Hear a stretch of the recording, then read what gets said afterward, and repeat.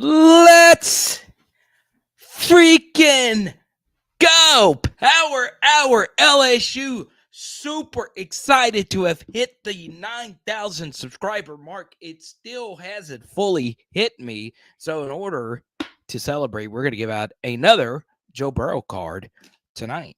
Now, we have a lot to get to. Obviously, some kind of sucky news. A player that LSU really wanted, TREY AMOS, goes to Alabama. We did a full film study on him yesterday, and we posted it. And, well, he goes to Alabama. And not a very good thing. Obviously, we would have loved to have added to what is a position group that I feel a lot of you don't feel the absolute most on fire about, which is crazy considering we are DBU. So this is kind of hurtful because this is the second defensive back that I think a lot of LSU fans felt pretty good about over the past couple of months that has decided to go to Alabama over LSU. Obviously, Desmond Ricks not too long ago, but now TREY AMOS goes to Alabama. We'll talk a little bit about that tonight. Also tonight, we are going to talk about Jayden Daniels. I have seen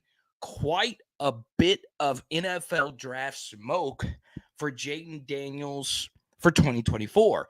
For Pro Football Focus to list Jayden Daniels as one of their top 10 quarterback prospects for next year's NFL draft. So we're going to talk some about that. Also, coming up a little bit later, I'm going to give you my number one 2024 recruit. Now, it is Colin Simmons.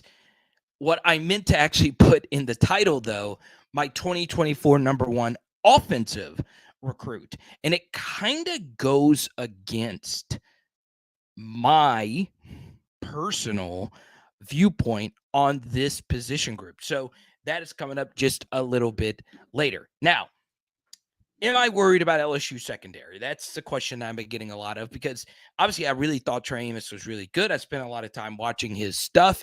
You guys know I don't like to just say somebody's good. I like to go for myself to see how a player performs. And what's very interesting is there was quite a few of you that didn't fully agree with my film study earlier, saying that I thought TREY AMOS was good, right?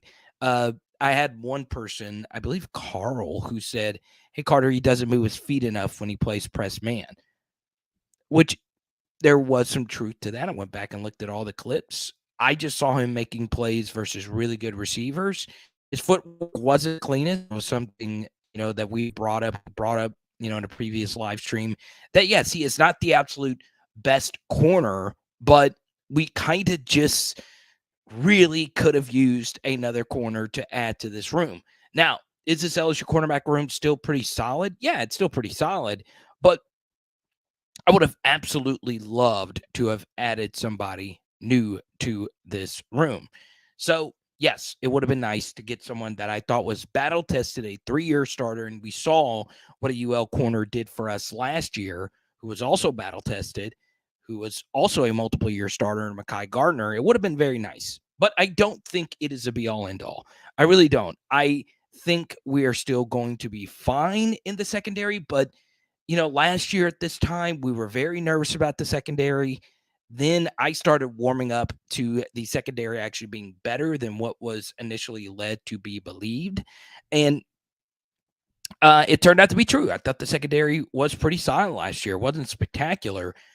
I will say it's going to take a lot for me, though, to feel completely safe about this LSU secondary going into next year, especially if our first game is against a really good quarterback in Jordan Travis. So we are definitely going to talk quite a bit about that tonight. Now, you guys know how live streams go. We all have different backgrounds. We all have different days of struggle. We all have different days of success. Had some pretty cool happen to me in my personal life earlier today. One of the wildest things that has honestly happened to me involving SEC football. If you want to know what that is, go join our PHL Patreon. I'll leave that for a different day. It was absolutely wild that happened. So if you are a PHL patron, don't mention that in the chat. That was exclusively for you. I thought it was pretty cool. It was definitely pretty cool for my wife. So There you go. So if you join the PHL Patreon, you'll see what exactly happened. Now, we're going to give out this Joe Burrow card to somebody tonight. But as you guys know, if we hit $100 in super chats, we're going to give out an LSU autograph card. And tonight, let's see, which one do we want to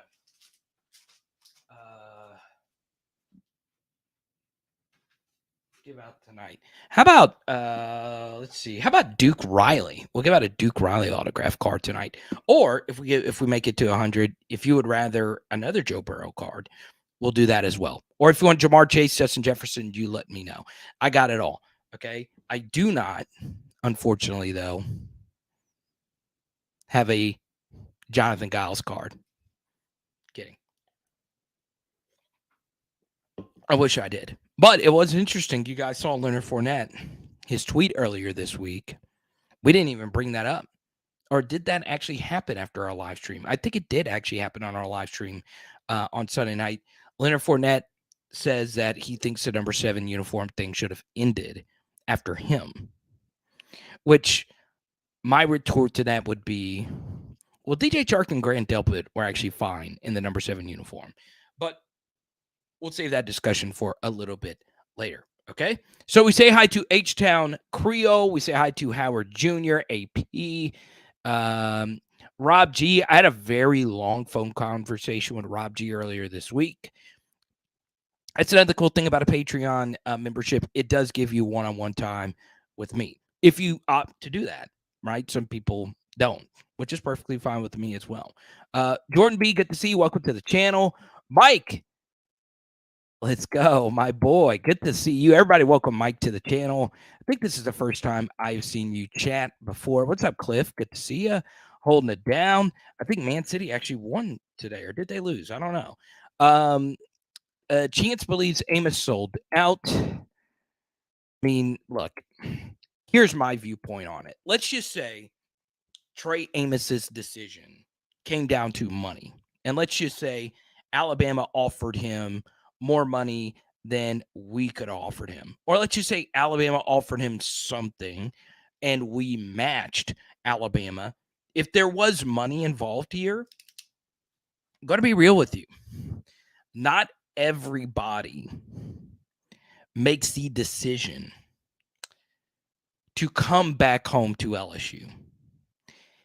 And one thing that I think us in LSU land get a little bit confused about is not every recruit, number one, likes LSU, and number two, wants to come back home and play for the school that initially did not want them. Every Louisiana prospect wants the allure of getting the LSU offer. Because if you're a high school player and you get the LSU offer, you are the big man on campus in your community, right? Because everybody in Louisiana is mostly LSU fans. Every single high school. That's the power of being the big school, the only Power 5 school in one of the most populated states in the country when it comes to NFL talent. The kids want that, right? They want the LSU offer. Sometimes when you don't initially give it, some recruits are going to say, F you. You didn't think I was good enough at first. I'm not coming at all. Even though that had nothing to do with Brian Kelly, even though the coaches are completely different.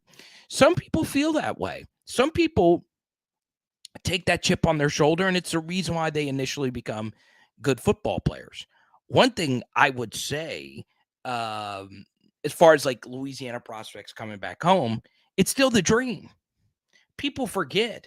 No one remembers if you initially offered LSU. There were some kids that have come back to LSU that was committed to LSU, had an offer, and were processed.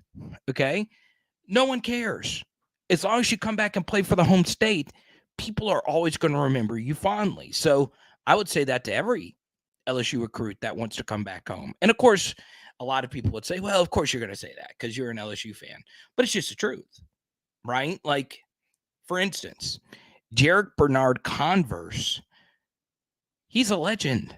Like, I mean, I know he wasn't amazing, but anybody that knows a lick about football knows we do not win the Alabama game if he does not transfer to LSU.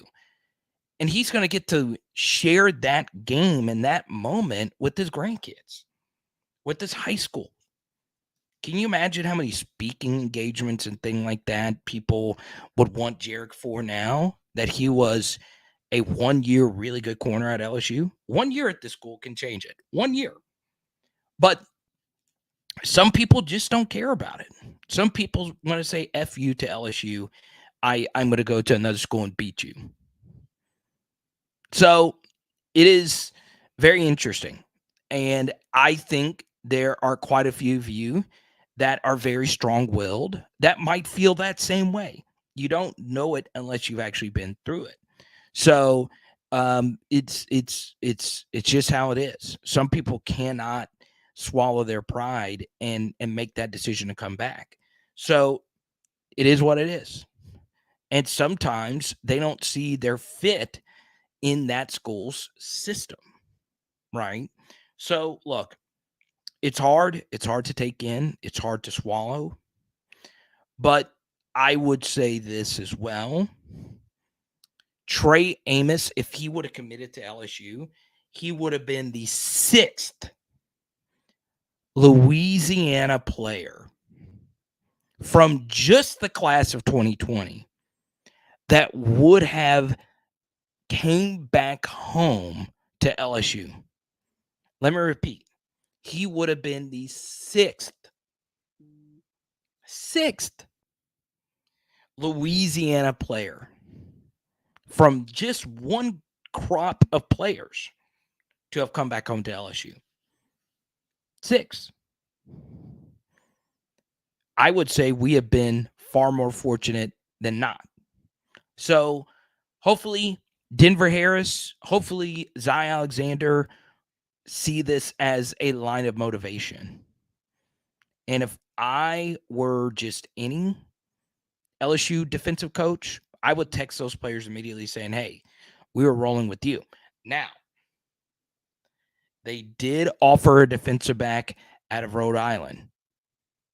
And his name just happens to be Carter. And I watched a good bit of him today. It is very interesting. He is a very physical player. And he reminds me a little bit of Toviano. And we'll see what he decides to do. But I think right now, and I'm going to be honest with each and every one of you, there hasn't been a school in the SEC that I have seen that has not been scrapping and clawing for defensive back help. Okay. As you can see, Alabama had JaQuincy Kool-Aid McKinstry, and they weren't done. They wanted to get more DBs. Arkansas secondary right now is a dumpster fire. Florida's got a few 5-star safeties. They went after the Moulton safety out of Michigan, and they landed him. And they went all out to get him. So, while we also feel uncomfortable to a certain degree about our secondary, understand that a lot of SEC schools don't have enough DBs. They get hurt. You got to play 5 on the field more often than not at once. They play a lot of special teams. You need as many DBs as you can. And it would have been nice to get somebody else. Also, I'm a big Colin Jackson fan. Don't forget about him. Okay? Let's see here. Amos is Tiger Bait. That's a good way to look at it. H-Town Creole, the Tigers receivers wear Amos out when they play. Give him the Ricks treatment. I don't think anybody is ever going to get the Ricks treatment again. Look, Amos never committed to LSU. Yes, we rolled out the red carpet. Yes, we made sure Kyron Lacey was there. It didn't matter. Okay? So, look.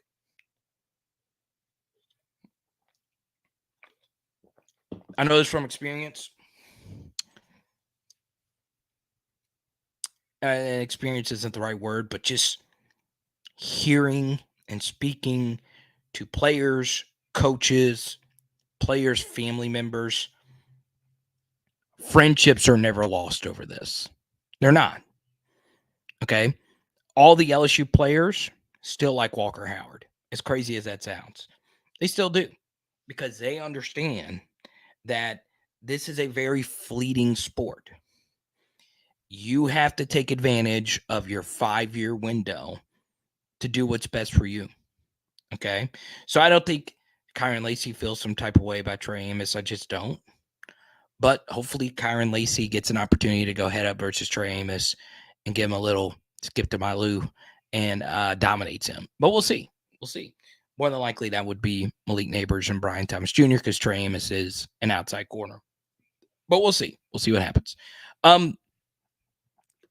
You know, yeah, that was kind of wild. I'm ready to hear more about that. There's more to that story, by the way, and I don't think it's just. I don't really think it has anything to do with politics, really. Uh, the more I read up on that, the more I would feel some type of way if I was Kirby, because it took a while for them to issue the invite, and you were just there last year, but that's a different story for a different day. Not the politics guy. I do want to share this. I've done some early look-see, if you will, at the 2024 recruits. Okay. And obviously, you feel certain ways about certain different recruits. We all have our favorites. And I think a lot of you at this point have not watched a whole lot of 2024 tape. Okay. I haven't either. It's a lot. It's a lot. Okay. I think when I take a look at 2024 recruits, and I want to make sure I get this kid's official visit date correct. Okay, because I went and watched his tape, and this young man is going to be visiting LSU in late June. Okay. I am in love with Cam Coleman. He is a 2024 wide receiver out of the state of Alabama. Okay. He is a 5-star. Now, the first thing that I find to be unbelievably interesting about Cam Coleman is he is the only player that I have ever seen this happen to. Okay. He has a 5-star rating by On3, 247 Sports, and Rivals. No, not Rivals, ESPN. But Rivals actually has him labeled as a 3-star, which I have never seen before. I have never seen, and On3 hasn't been around for a while, but I've never seen services list players as 5 stars, and a completely different service labels him as a 3-star. Okay. I would love to see more of this because we all know 5 stars and 4 stars bust. Sometimes I feel as if the recruiting services are way too close when it comes to player rankings. Okay. I think the world of Cam Coleman. I really do. I think he's got amazing ball skills. He's got a basketball background, which Brian Thomas Jr. had as well. I really, really like Cam Coleman out of Alabama. Now, let me just pull this up for you. I want you to see this for yourself. What's up, Mick? Good to see you.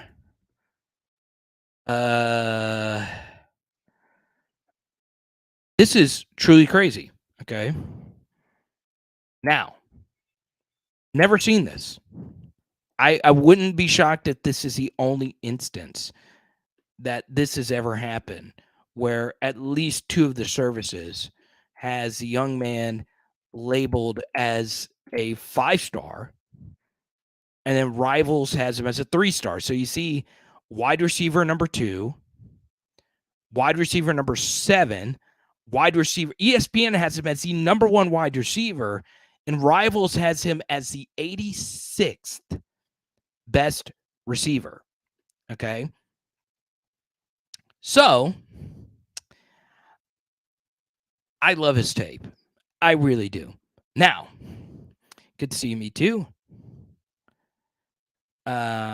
Hope everybody's feeling better. A few people have been under the weather, Mick, and a few others. Love you guys. Hope everybody's feeling better. Now, what I think to be very interesting, all right,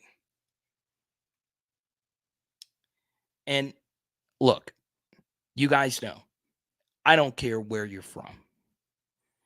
I don't care really a whole lot about so many different factors that people care about. If you can play and you have interest in coming to LSU, I want you to be at LSU. I really do. Okay. But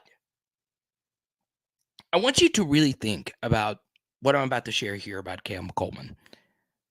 To this day, the last wide receiver to catch 30 plus passes at LSU.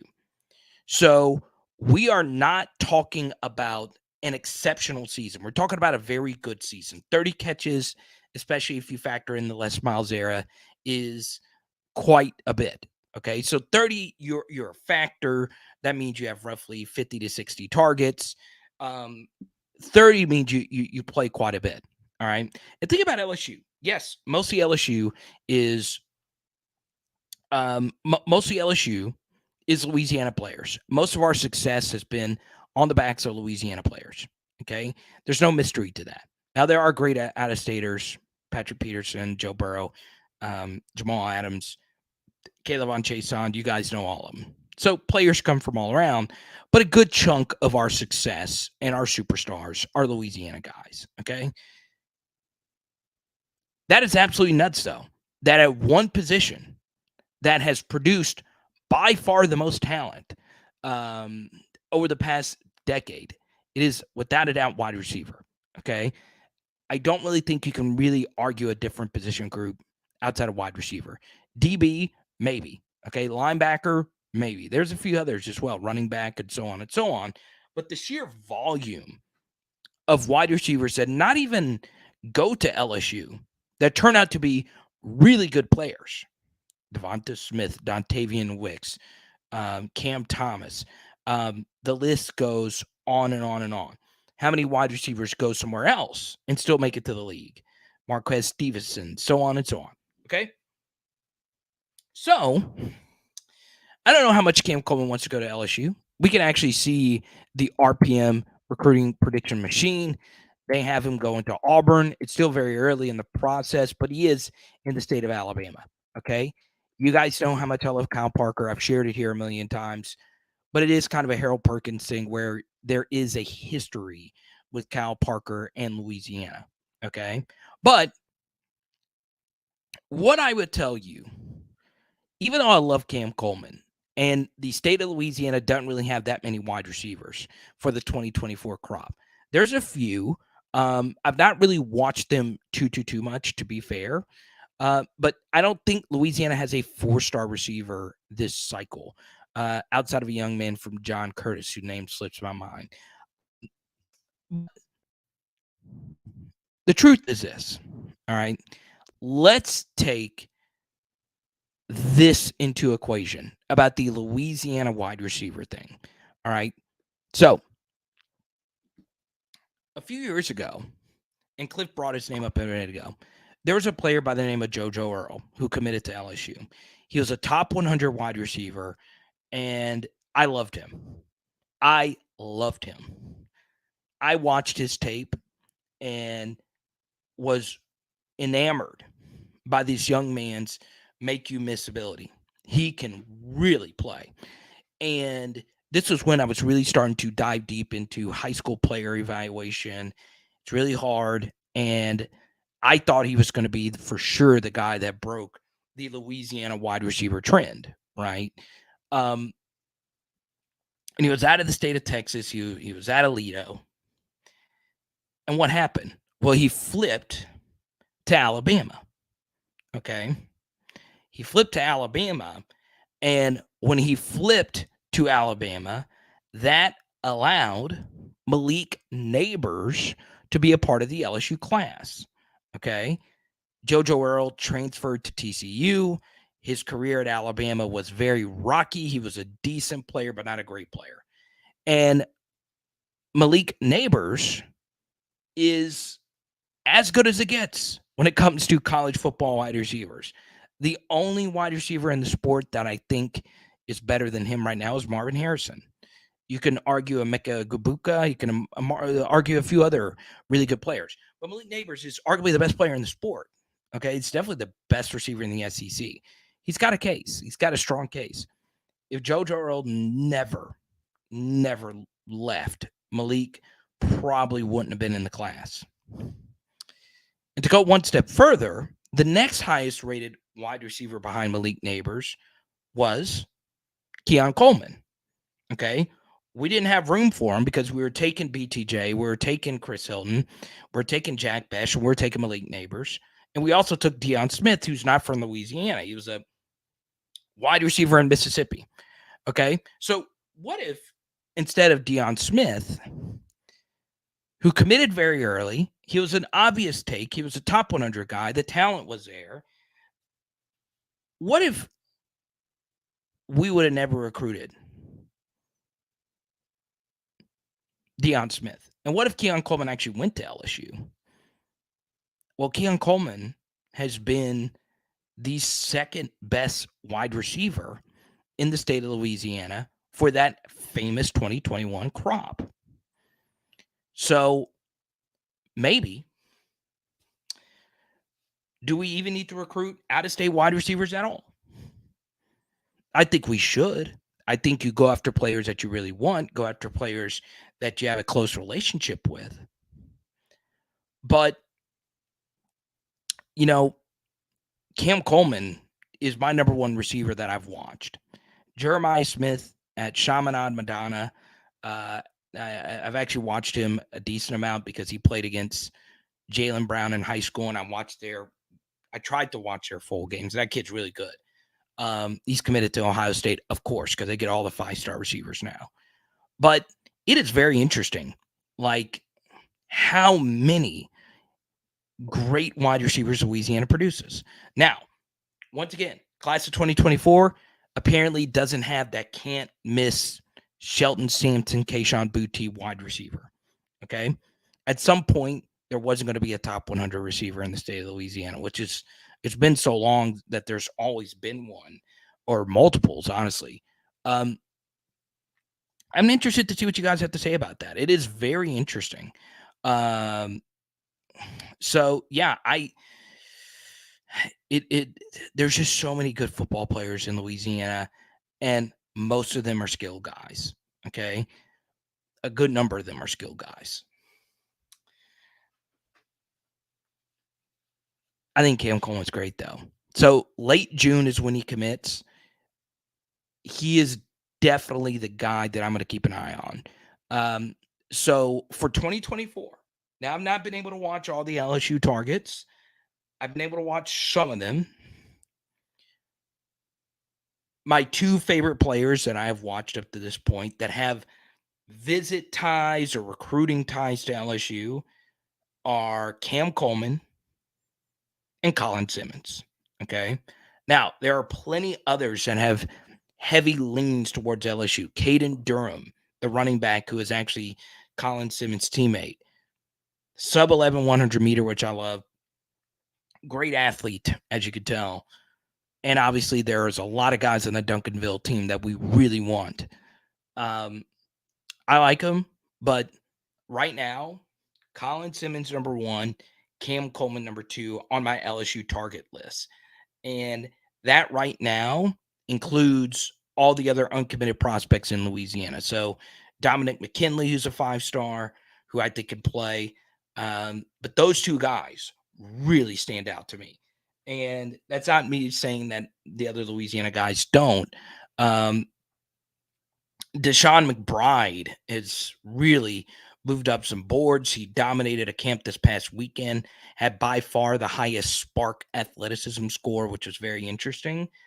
But once you watch Cam Coleman play, you will see. You will see what the heck is Rivals thinking having him as a 3-star recruit. I freaking love him. I think he is a very talented ball skills, kind of BTJ type of talent. And you guys know that's my kind of receiver right there.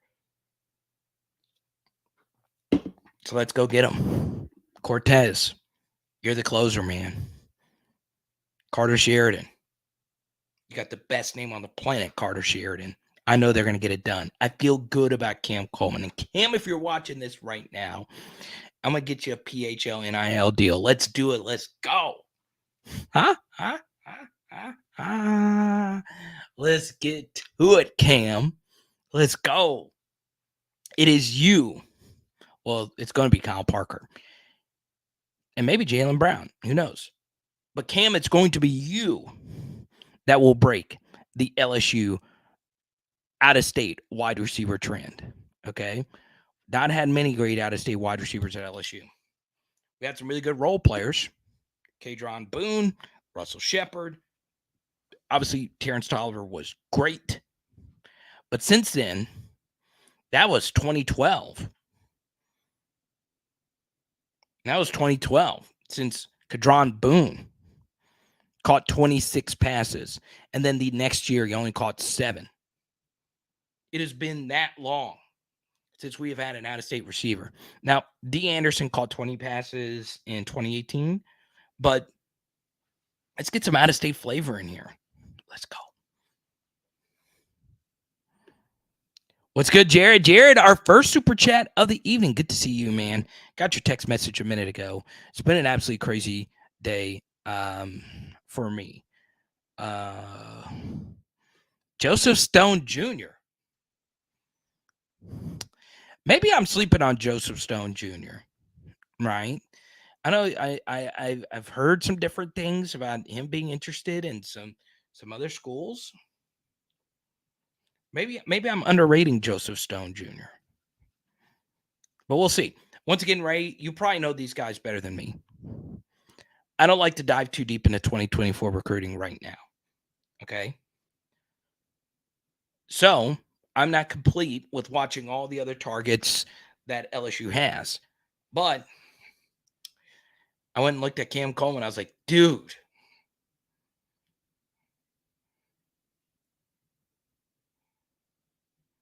Let's freaking go.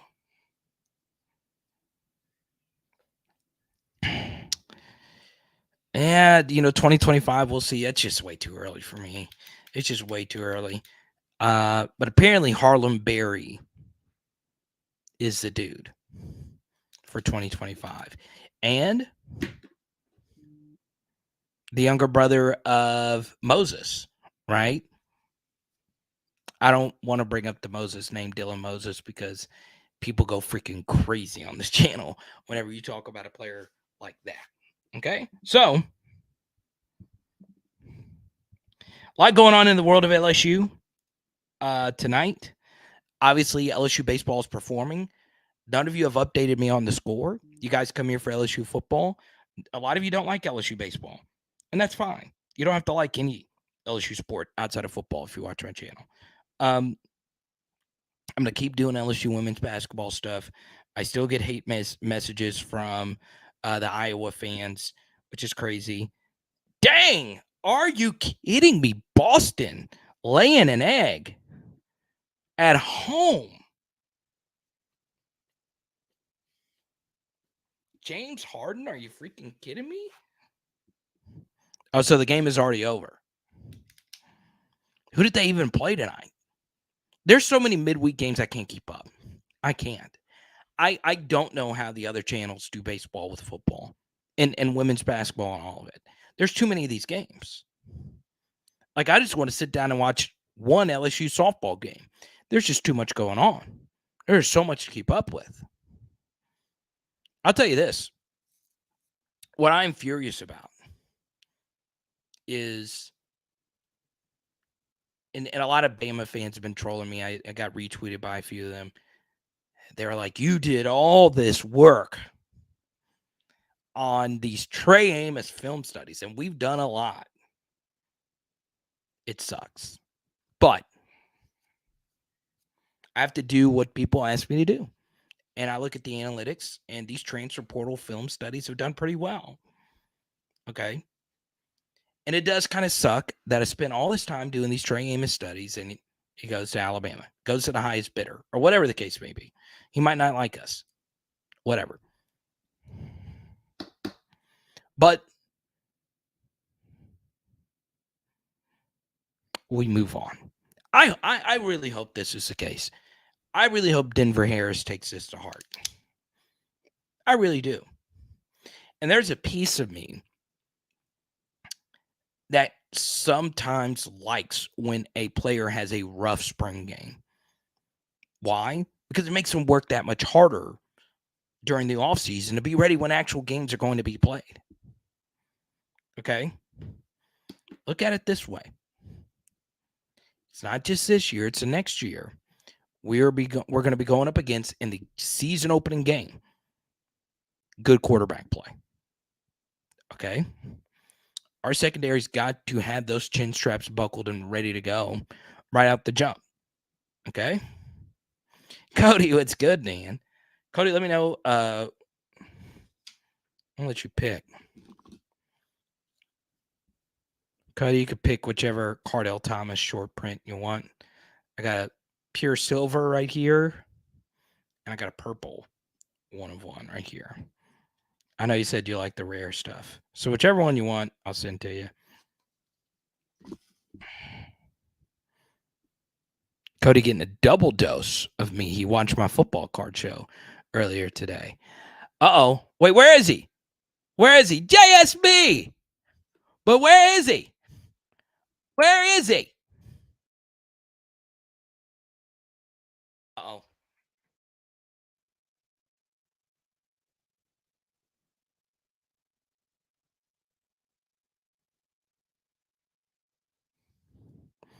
The Mr.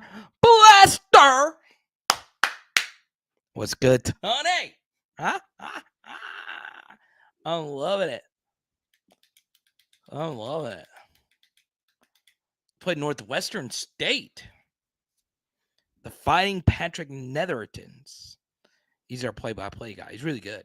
He's a really good play-by-play guy. I've spoken with him once. I did one radio segment with him before. I've actually listened to this guy's play-by-play. It's really good. I love shouting out other broadcasters who do a good job.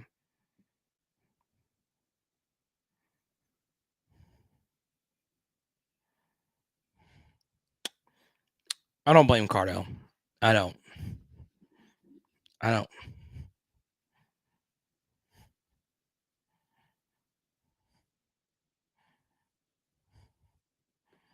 No dolphin?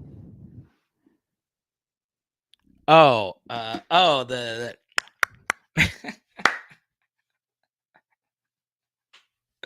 well, Master Blaster is the only one that gets an introduction. But look, we have Tony the Tiger in here. A lot of you have nicknames. I think I want to give a few of our PHL icons some really freaking cool nicknames. Okay. Roger. You're never late, buddy.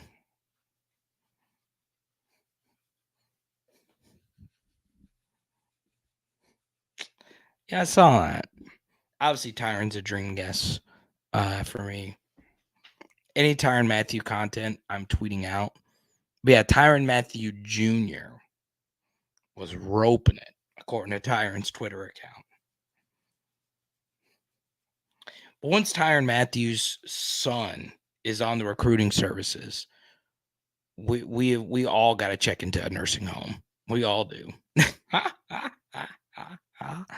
I swear, when I saw Darren McFadden's son starting to get recruited, Antonio Gates' son at Michigan State, that lets you know one thing, and we've talked about this on here before.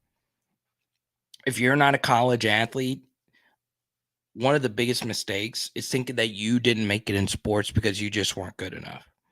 While it is true, the reason why you didn't make it in sports is because genetics. Okay? Go read any LSU bio. A good portion of them is going to say, Dad played football at Northeastern, or mom ran track at LSU, or something like that. It's genetics. Take it or leave it. Okay.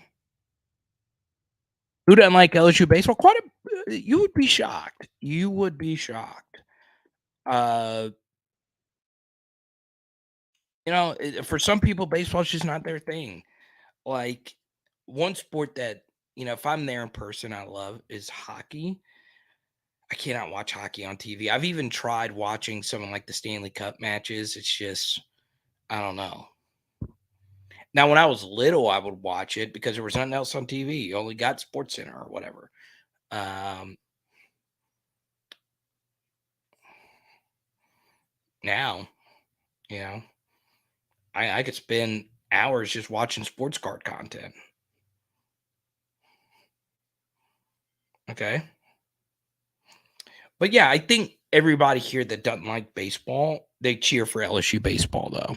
So like, I don't think it's necessarily that they hate LSU baseball. It's just they don't care for the sport. Uh, so yeah. Now, had a really good time today. All right. I share my thoughts on Cam Coleman. Had some really good times looking at his tape. Okay. I am dreaming, manifesting that he's going to LSU. Manifesting it. Okay. And look at this.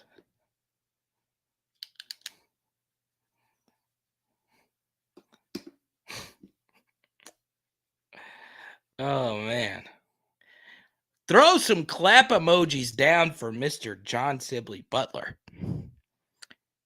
who, I'm just going to brag on you just for a little bit, was a very proud person. Okay. Of Bijan Robinson. I know how much I made you happy.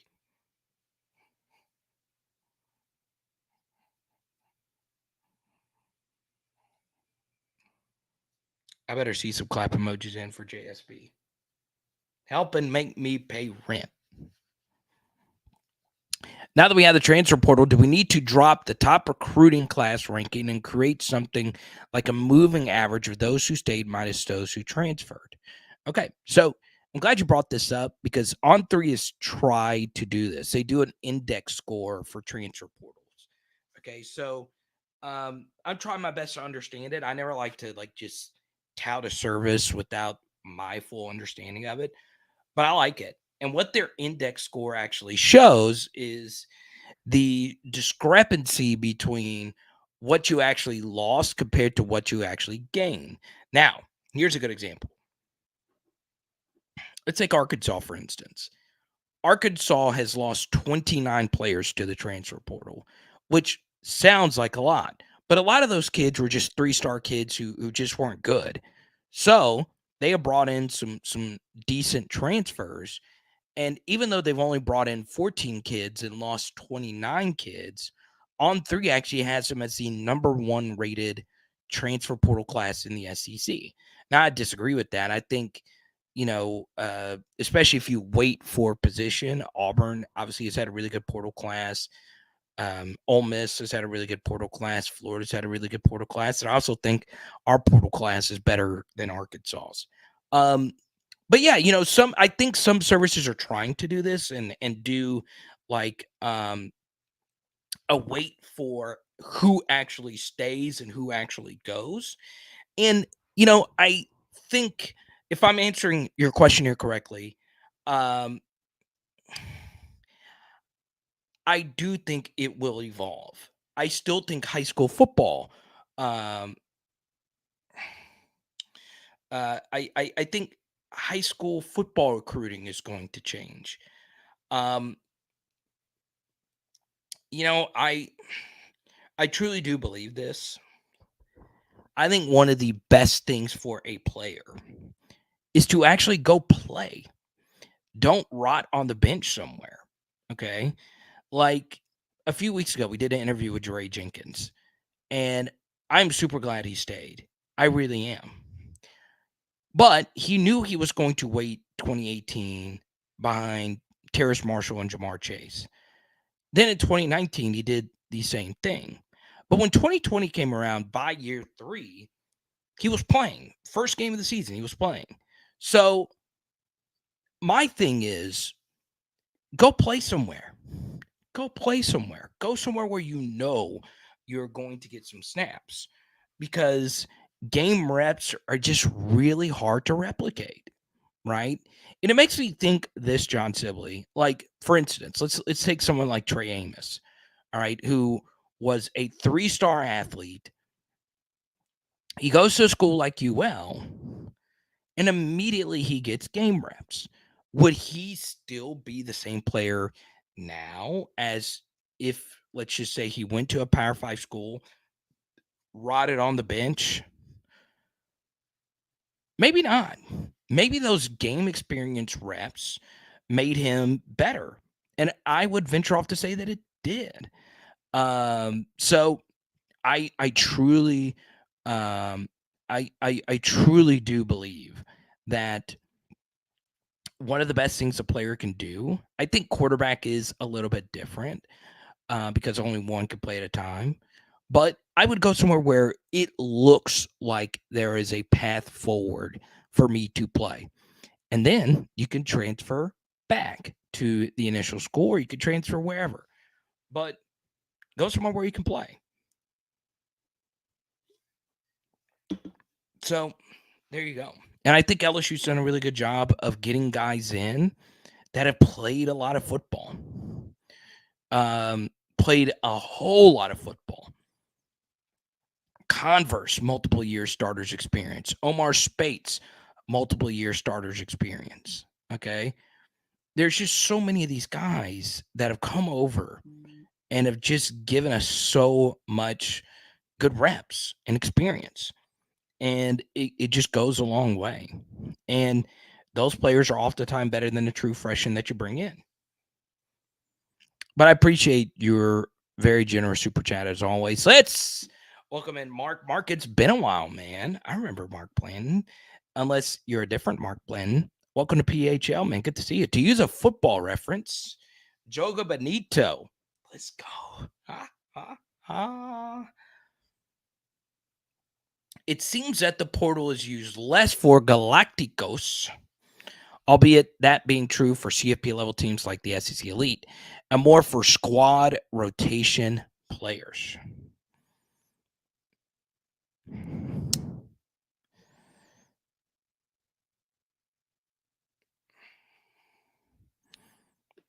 Let me make sure I get the term Galacticos correct. I thought that was a term for like a Real Madrid. Oh, player. It is. Okay. Informal, a famous and highly paid football player. Okay. There you go. I thought Galacticos was just a Real Madrid term, but apparently it's a general football term. I did not know that. I really didn't. And I have no idea why Haley put the heat on. I think it. I am. Can I please go look at the thermostat right now? Does it look like I'm sweating? I feel like with my like nice light right here, I feel like I am the giant rotating chicken at a freaking Circle K right now, just rotating, roasting.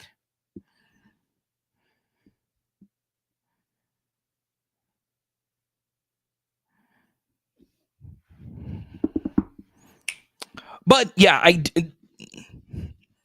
you're hardly ever in the portal going to find one of your superstars, right? But then again, while it wasn't necessarily a portal, I think Jaden was a graduate transfer. It's not really transfer portal. You could find superstars, but then again, football is a numbers game. So for the most part, you are mostly looking for squad rotation players. Like, for instance, I know a lot of you strongly disagree with me on this. Maybe not a lot of you. I brought this up before, but I got some pushback. Joe Fouché is a really good football player. He did a lot of good things for us last year. Okay. And look, a lot of you might not agree with that because, he missed the first 4 games for whatever the case may be. But when he played, he was a pretty solid player for us. And while we only got basically 3/4 of a season from him, refers to, yeah, now that is true. Refers to an elite player. Yeah, no, you're right about that. Like, I guess it also depends on your definition of elite. Like, I mean, like, I guess if you're talking about like 5-star dominant first round pick kind of guys like these 3 players, and yeah, I would agree with that. But you know what, Mark? And to take this point, and it is a really good super chat question. Just in general, when you're recruiting for volume. Football is a numbers game. It is always going to be a depth game. It is always going to be a depth game. I'm not saying superstars don't matter. They do. But numbers will always reign supreme in college football. It just will. It is a reason why Georgia can lose 7 first-round picks and have a better season the next year. It's a numbers game. So more often than not, players that you're recruiting, whether they're high school or college football transfers, it's going to be volume based, right? But let's say, let's actually take this into equation. Let's take someone like Mekhi Wingo, right? Who I do not think when LSU was recruiting him, they did not think that they were getting an All-American player. And they also didn't think that they were getting an All-American level player in the first year of the portal, or the first year of his career at LSU. So sometimes these rotation guys, and once again, these are few and far between, turn into a superstar level player like Mekhi Wingo was for us last year. But to your point, Mark, I would say probably 3 out of every 4 of LSU's elite players every year moving forward will be high school guys. So there you go. I really appreciate it, Mark. It was I do agree though, JSN, I'm drafting him crazy. You guys know where I'm drafting him crazy? You tell me in the chat right now, which site am I drafting JSN crazy in? Okay.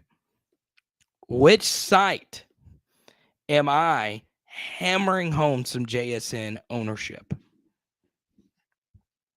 You guys should know this by now. But you might not know it. It might be me doing a crappy job. I don't know.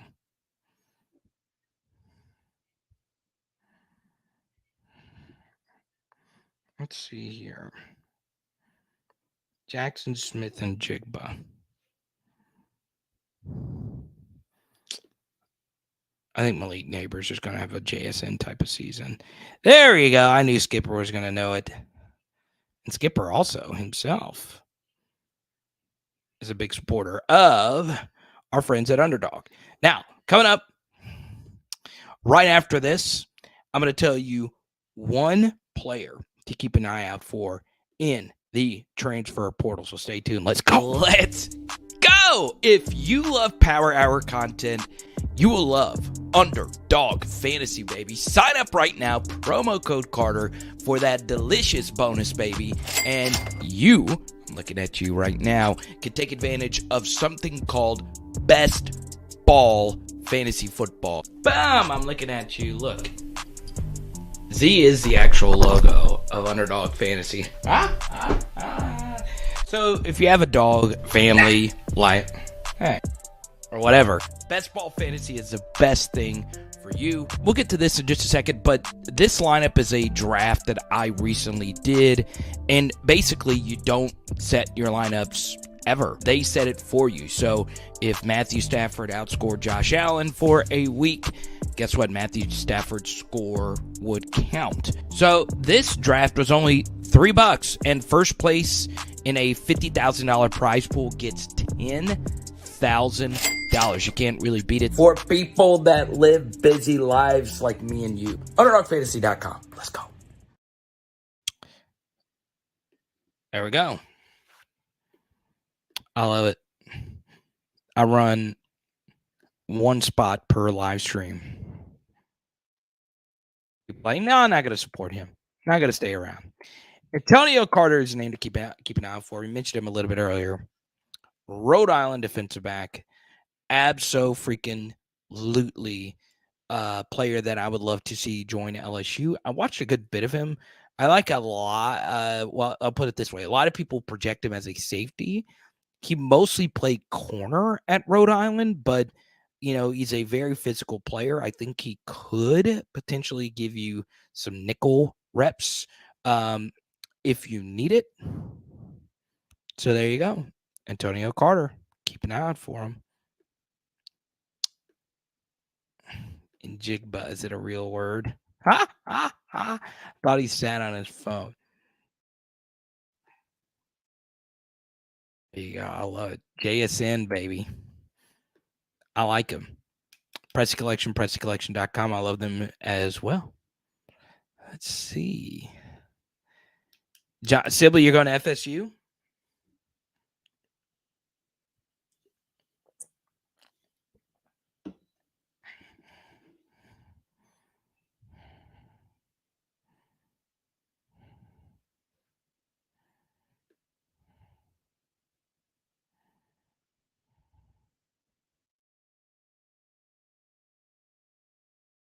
That chicken hat on. Let's see where we are on Super Chats here tonight. All right. If we get another 60 in Super Chats, I will put the chicken hat on. Let's do this. Another 55 in Super Chats, right when I said that. Will this be the most competitive the SEC will be in a long time? All the elite programs have competent management at the same time. It's a very good question. So I do Power Hour SEC, where we talk about all the different SEC programs. And Mark, I'm actually going to argue to the contrary here. I think this very well could be a year where the SEC isn't that good. Okay. And that's perfectly fine because we have a good team. That's actually a good thing, right? We have a very good team. And we have a team where, look, we can run through this SEC schedule. We can. Auburn is in a rebuild. Obviously, with the portal, them getting Peyton Thorne and some good pieces. We're 50 away now, thanks to Skipper. We're looking pretty good. We're looking pretty good. Now, let's go through the SEC really quickly, more so the teams that are on our schedule. Florida, obviously, massive rebuild. You see that Vegas win total at 5.5. That is atrocious for a Florida Gators program. So, obviously, Vegas doesn't view them that well. I think they're going to be a decent team. I don't 5.5 was really low, but they do play Florida State. They do have, some tough games lined up with each other. So look, you look at them, you look at Texas A&M. I mean, I just think the disrespect for Texas A&M is valid. They're going to be strong on the defensive line. We know for sure that they're going to be strong at wide receiver because both of those units last year for them were really good. But what about quarterback? What about running back? They lose Achane. What about their offensive line? That was a disaster. Then defensively, what about the back seven? I know you get Adrian Cooper back, but man, Bryce Anderson was a safety that once was committed to LSU. Jordan Gilbert, Jacoby Matthews, two Louisiana safeties that went to LSU, or we thought were going to LSU. They ended up going to Texas A&M. It's crazy. It's absolutely crazy. But just don't think anyone trusts Jimbo Fisher at this point. And then we get to me, Alabama, right? There's a lot of people wondering what the heck is going on in Alabama. Could this be the weakest Crimson Tide team that Nick Saban has had in quite some time? So, Mark, what I would say to this is I think two things have happened. I think the SEC elites, the SEC teams that we perceived, let's just say 2 years ago, okay, pre Brian Kelly. So let's say pre 2021, okay,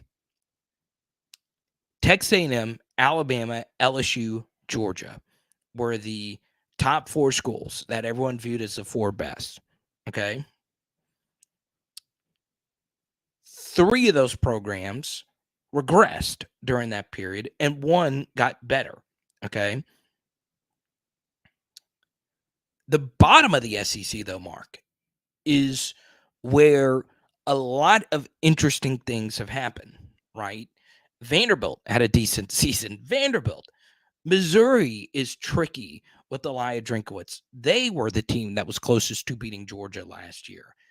South Carolina had the 2 arguably best wins in the SEC last year, beating Clemson and beating Tennessee. You know, even though I don't like them and I think they are due for some major regression, Kentucky's still a decent team. Arkansas found a coach in Sam Pittman it's decent. And actually has been very good in some spots for Arkansas. So, and obviously Tennessee is a team that was dead 2 years ago, and now they have life. So, you know, you are so right about the second part of this is the competency of the head coaching in the SEC got so much better, right? Tennessee made their best hire that they made in quite some time. Arkansas made the best hire that they made in quite some time. Ole Miss made their best hire that they have made in quite some time. And we'll see what Mississippi State could do after Mike Leach, who was mostly a pretty solid coach for the Bulldogs. So it's a very interesting time period for the SEC moving forward. Skipper, you get to pick the next topic. Go right on ahead. And yeah, I think the Missouri game is going to be a lot of trouble for us. I really do. I hate where that game is on the schedule. I hate having to go up against, you know, that Missouri team's going to be really fired up to play us. Blake Baker is still their defensive coordinator. Don't you think he has that game circled on the schedule? They return a starter who has some dual threat ability.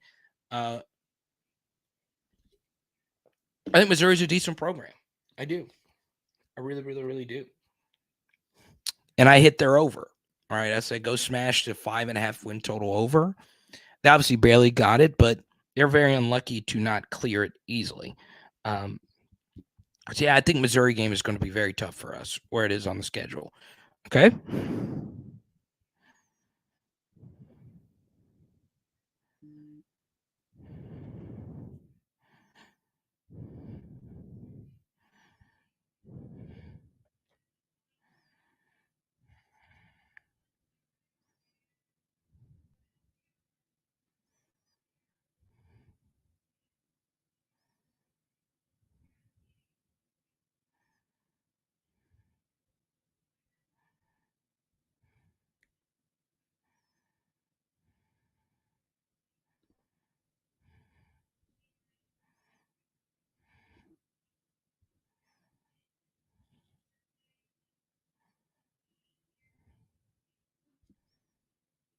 Let's see here.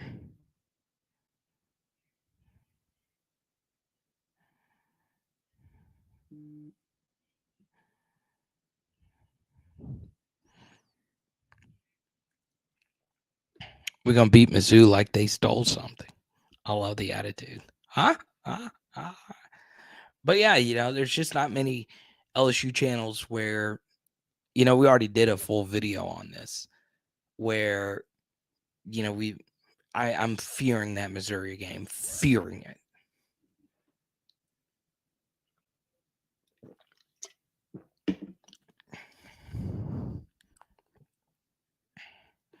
For the chicken suit. There we go. So AP or Sibley.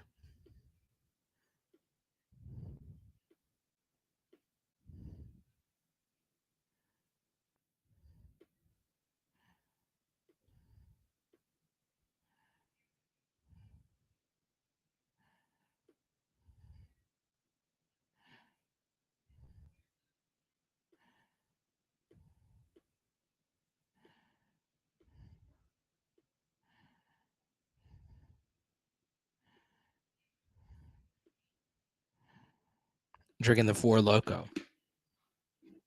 So I'm drinking the liquid death water. And this is actually sparkling water. I'm never really a fan of this one. I'm never really a fan of like sparkling water or seltzers or anything like that, but this is non-alcoholic. Bury It Alive. I love that name. Liquid death. Look at that. The death.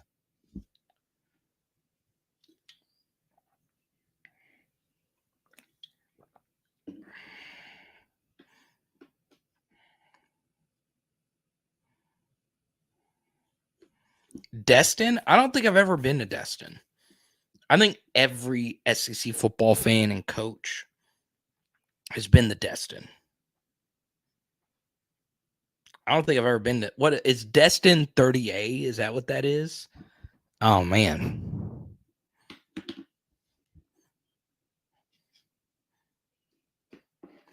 I feel like Destin, their beaches have people with money. Like you don't think that they have money, right?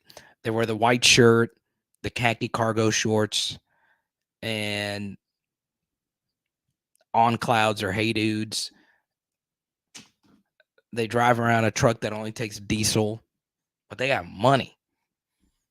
They'll have a $250 bar tab for just margaritas or bushwhackers, whatever it is. Oh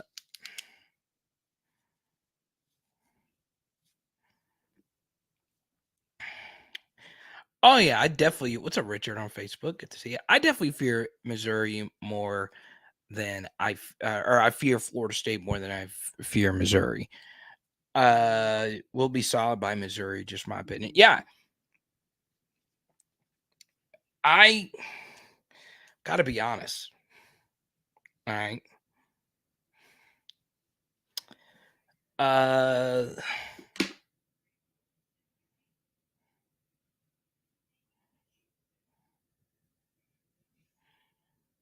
It's not that I fear Missouri or that I don't fear we'll be playing good football. Okay. Let me just pull up the schedule really quickly here. So here you go. The schedule gets confusing because everybody thinks we're playing Georgia. We're not. It's scrambling. Okay. So as you'll see on the left side of the schedule, so I should go. No, I should. What if I do this? No, how could I point? How could I point at this one? There we go. Right here. Okay. I made that so much harder than it actually was. So you see Ole Miss, you see Missouri right here. Okay. You guys know the story about back-to-back road games. All right. That's a power hour LSU stat. SEC teams and just college. Well, I'd be interested to see other college football trends, but SEC teams struggle in back-to-back road game scenarios. Okay.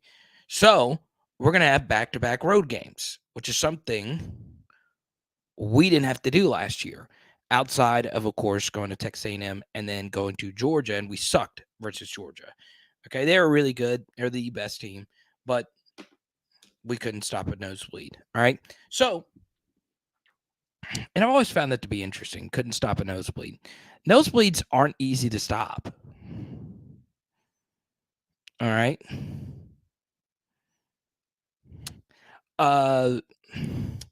Venmo is in the attached pinned message, but I'll put it right here. Venmo or Cash App is at Card of the Power. There you go. That's also my Twitter handle at Card of the Power. There you go. So you have these back-to-back road game scenarios. All right. The thing that bothers me is two things. Number one, we were not good on the road pretty much at all outside of the Florida game. Auburn game, 3.6 yards per play, obviously really not good at all. And we gave up 6.3 yards per play. Then we had the Arkansas game. You guys know that was a disaster offensively on the road. And maybe that game's different if KJ Jefferson's playing. And then, of course, we had the Texas A&M game where we just played like absolute hot dog water, right? So we just weren't just weren't good. So, look, we have this road game. We'll be fired up. Jared, thank you for the Venmo. I really appreciate it. We'll be fired up for Ole Miss. And then the next week, we got to go to Columbia and play arguably the worst SEC team on our schedule, which is Missouri.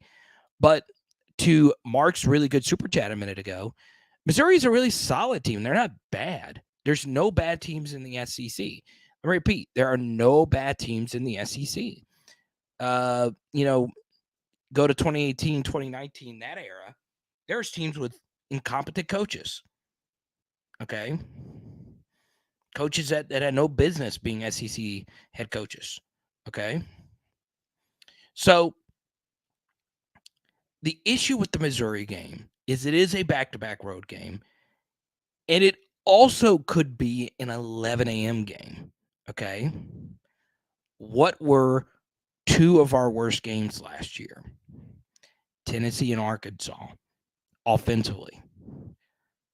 Both 11 a.m. kicks. Okay.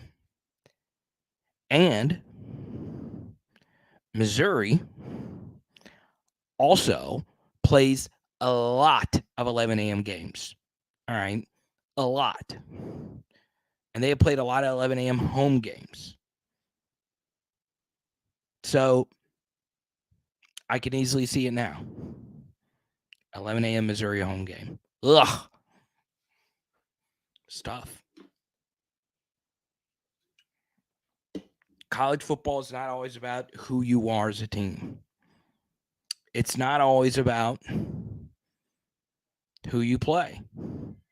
Sometimes it comes down to when you play them. Right? It's hard. It is hard. So yeah, to your comment, I really appreciate the support, Richard. I do agree. I fear Florida State more than anybody on our schedule. But yeah. Now LSU baseball, 14-4 over Northwestern State. Like, here's the thing, and it is after an hour, so we dive into like different topics here. Can someone explain this to me? I don't know if any of our like super duper diehard baseball folks are in here. I know Skipper is more softball than baseball. I know Sibley cares about baseball, but he doesn't care about it as much as I think football and other sports. So I know Chance cares about baseball more than pretty much anything. So maybe one of my super diehard college baseball people can correct me on this. Okay. What is it about midweek games? Like, do you actually get penalized for losing or winning midweek games? Let me know. It's all about that wishbone. Let's go. We're actually going to play a team that runs a triple option, but they're getting rid of the triple option.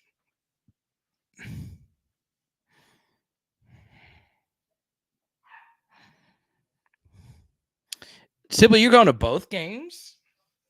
Oh, that's going to be spicy. Sibley's going to be the most hated person in Tuscaloosa. You know what's crazy? We talked about everything going on in Alabama. I don't want to bring all that back up, but it is very interesting. One thing I found to be very interesting is Alabama's got this sorority documentary that's coming out that is getting a lot of hype, right? It is a crazy time to be an Alabama fan. Crazy time.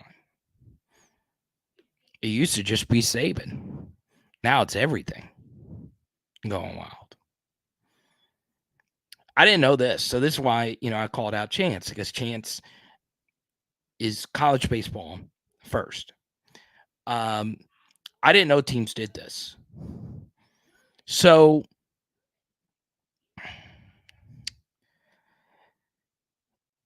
I I don't know. I don't know what you do about midweek games. I don't. Like, nobody cares when you win. Nobody cares when you lose, which kind of is tricky because, you always gain more context when you actually watch the games. Okay. So let's take LSU, for instance. They lost to Auburn on Saturday. But a very bizarre thing happened in the fourth inning of that game where the umpire was just throwing staffers out. It is a very shocking thing. Now, I'm not saying that's why LSU lost the game, but it is a very bizarre thing. It adds a little extra context to that game. So, yeah, I'm not going to watch any more full LSU games because now that I think about it, the last two full-ish LSU games that I've watched was Auburn game 2 and the Nichols game. Okay. And LSU lost that Nicholls State game, but they tore the cover off the ball. They hit it right to defensive players. And the Nicholls State defense was making some of the most unbelievable catches you have ever seen. So it was a weird thing. It was a very weird thing. So LSU barely lost that game. It's always a weird thing, these midweek games. I don't really get them. I really don't. I really, really, really don't. I haven't even addressed the poll question. Which current LSU player will have the best NFL career? Harold Perkins won this poll easily. No real surprise there. I could see Malik Neighbors, though. Wait, what? Termites? Wait, termites just crawl on people? What? Are you a pirate? Is your leg, or do you have a peg leg? Why would termites crawl on you? That is so strange. Huh? Huh? Huh? Huh? Huh?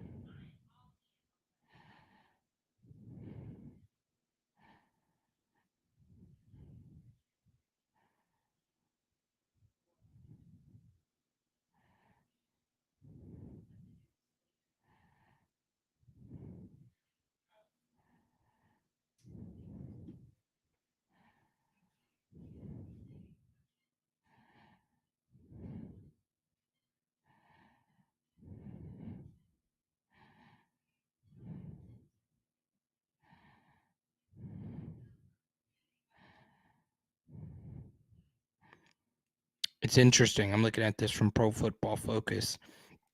This was sent to me from AD, Matt House, and Mike Denbrock, rated in the top 6 for OC and DC. Wait, so a swarm of termites? Wait, how do they swarm in? They don't fly, do they? Do termites fly? I don't know. Wait, how do termites, do they just crawl? Do they just scatter? Do they ta-ta-ta-ta-ta? What do they do? What do they do? Somebody explain to me. Termites. Okay.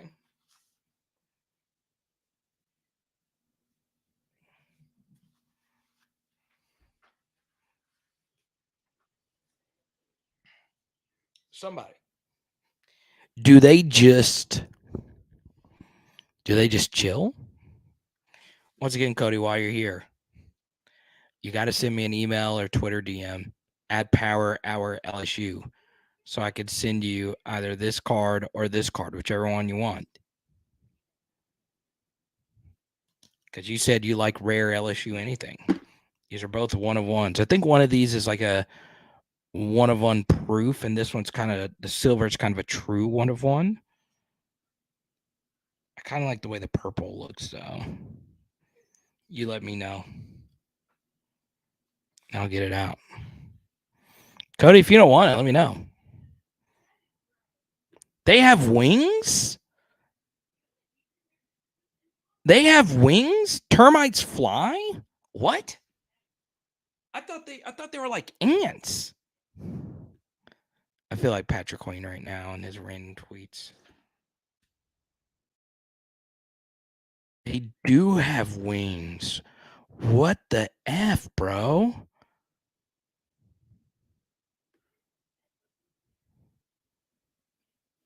Oh, what the? Y'all, look at this. What the hell? What the freaking hell?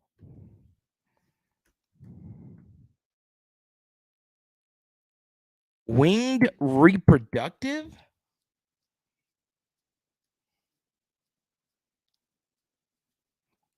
And oh, there's different types. There's layers. So the nymph, weird name there, pause, can either turn into a worker, a soldier, or reproductive. And then turn into a winged reproductive, then a delay what kind of life cycle is this? And oh yeah, they eat wood.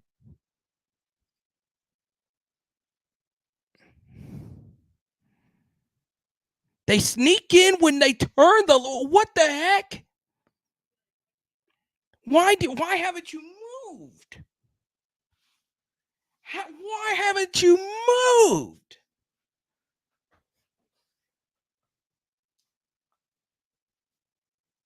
Oh my God. Imagine if you were a pirate and you worked so hard for that peg leg just for these things to come in and just gnaw your foot away. Oh my God. Or if you're like our founding fathers and had wooden teeth. Could you imagine? Oh my God. That is just, ugh.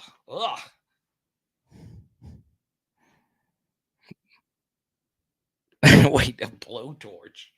And I'm guessing that's what you need to fight these. But really, oh man, I didn't know they swarmed and attacked. I mean, do they bite you? Do they bite human skin, or are they just for the wood? Okay.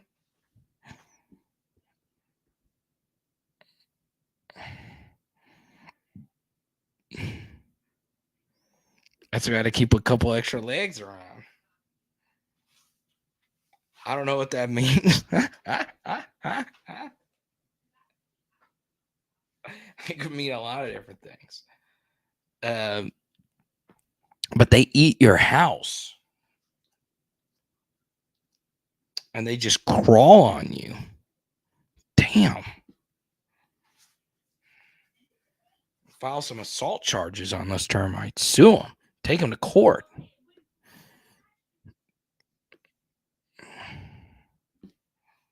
This is just absurd. What is our country going to?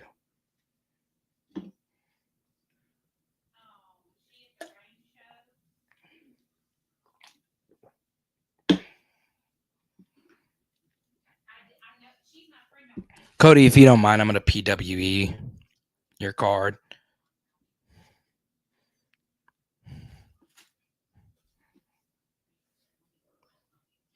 But if you want BMWT, let me know. I wouldn't shock me. Termites are controlled by the lumber companies.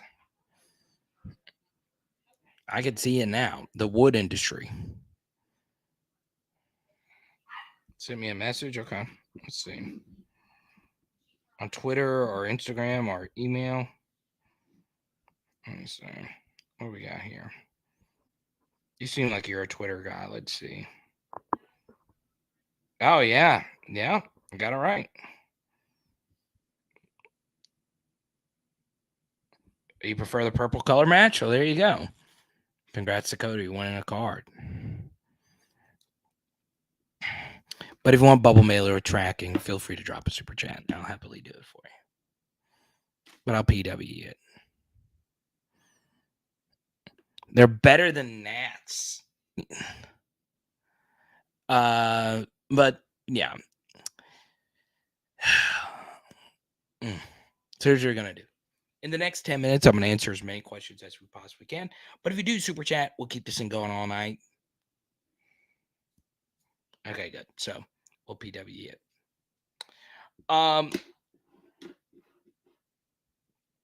You guys let me know. Now, I am gonna bring something up here. Okay. Are you guys enjoying the short form content? Because if you do like it, let me know. But the truth is, the short form content is not for you guys that watch and are super diehards. It is for discovery, right? Because it's just a little piece of what we do. And maybe people will come over for live streams. They do take a lot of work. Obviously, Branson Cat does a great job putting them together. But obviously, the live streams are where, I'm able to make this dream happen. So, I do PHL for my diehards. I do it for myself, do it for my family, do it for my love of LSU football. But the diehards are what I do it for. The JSBs, the Skippers, the Jareds, Codys of the world, people that just love this kind of stuff. But, I want to reach out to potential fans of the channel. So, yeah, let me know if you guys enjoy the short form. I both short and long form. I'm a nerd, but short form brings new users. It does. But what I'm going to do is see how much it's bringing in. I want to keep doing it though. I like it. I watch a lot of short form content myself. I also watch some long form content.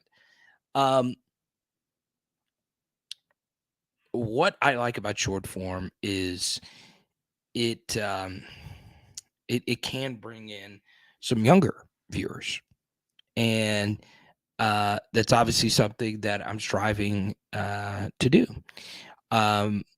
In my soul, I'm a younger soul at heart.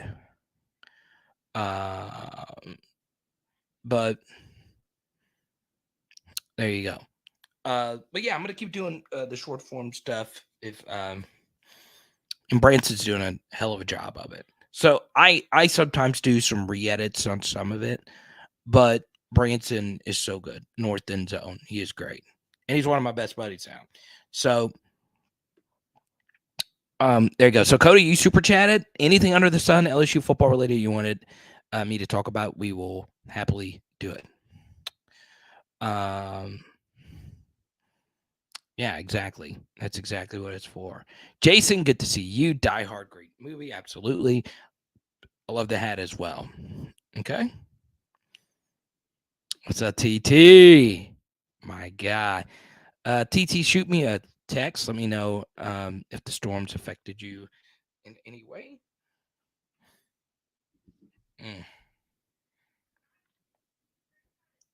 I have got to.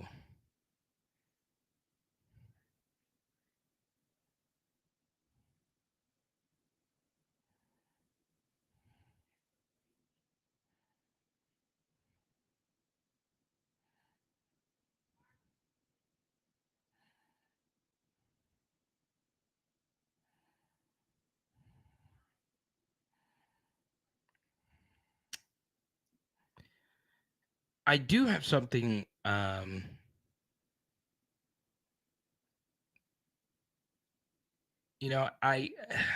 me see.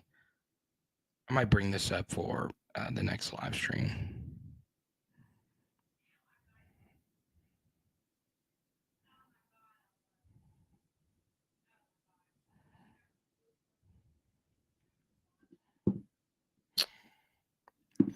Who else is out there worth anything we could bring into the secondary? I honestly, the kid that they offered today, um, should be very interesting. I watched him. I didn't love him as much as I love Trey Amos.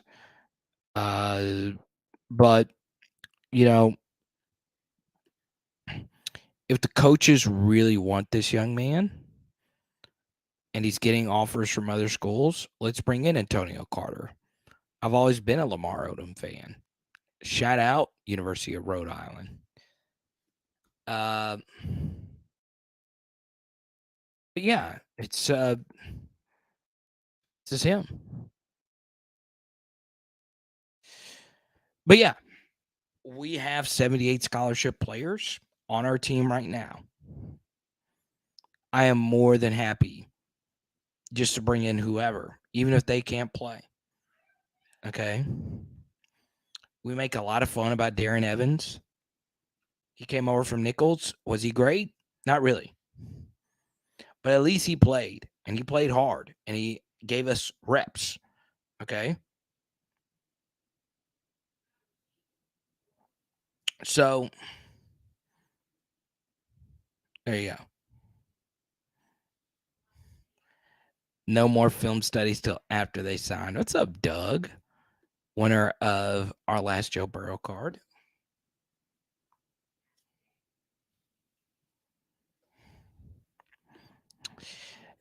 Yeah, it's always interesting. Once again, I still want to do national stuff. Even though I think to a certain degree, like national media stuff is kind of dying. Um, you know, you guys know my two idols, Stuart Scott, Colin Cowherd. I want to do national stuff. I want to be doing some kind of national media stuff, whether it's national college football, NBA, NFL, whatever. I would just love the opportunity.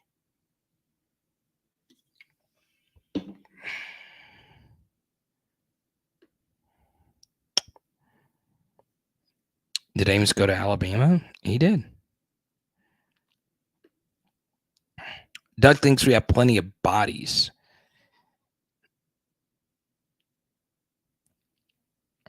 Hey, no. Hey, nothing against Nichols. I mean, hell, I praise him for looking like freaking Brooks Robinson at every baseball position just a minute ago.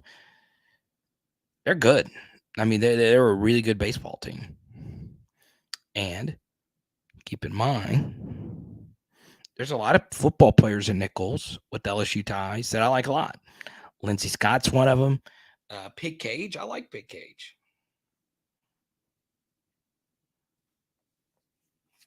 But yeah, Jared, I'm so what I will tell you guys here first is Power Hour LSU is obviously always going to be my passion.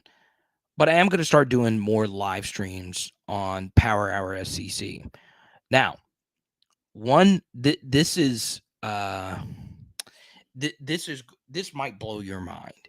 Okay, so I played high school football in Arkansas, and I went to high school in Arkansas.